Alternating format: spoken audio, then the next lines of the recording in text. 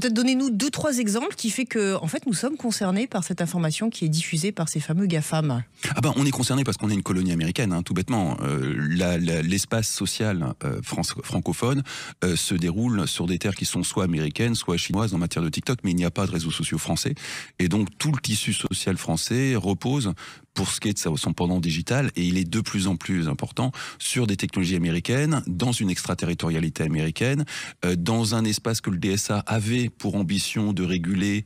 Le DSA, c'est le règlement européen qui régule la modération, avait pour ambition de réguler sur un niveau local européen, même plus micro-local national, mais le bras de fer entamé par Donald Trump et son équipe font que très clairement les Américains vont reprendre la main là-dessus. Alors Fabrice, donnez-nous 2-3 exemples très concrets qui nous concernent, où effectivement il y aurait eu une censure et en fait ces fameux GAFAM auraient été complices d'informations qui sont contraires à la réalité. Je pense que l'un des exemples les plus amusants, c'est le pangolin.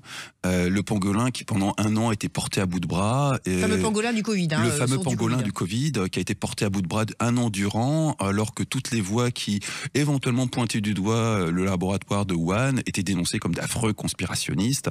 Et il a fallu beaucoup de courage de la part de tout un tas de chercheurs du CNRS pour, un an après la portée au nu du pangolin, signer une pétition collective indiquant que oui, peut-être que effectivement le laboratoire de Wuhan n'était pas non plus une hypothèse si fantaisiste que ça. Mais ce que vous voulez dire, c'est que la modération a justement encouragé une hypothèse qui est une hypothèse totalement erronée. Elle n'a pas encouragé une hypothèse, elle a porté au nu une hypothèse et éliminé toutes les autres hypothèses et interdit toutes les communications ou banni de l'espace de la décence toute personne qui avait un avis contraire. Mais quel est l'intérêt de nous cacher une réalité et d'être complice d'un point de vue économique?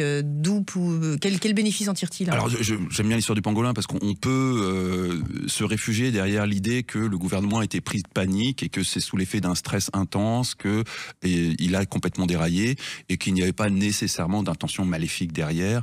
Le problème, c'est que si on regarde à une plus grande échelle, on a eu effectivement sur les réseaux sociaux, typiquement sur Twitter, une élimination absolument frénétique de toute forme d'opposition. Enfin, c'était même pas de l'opposition à l'époque.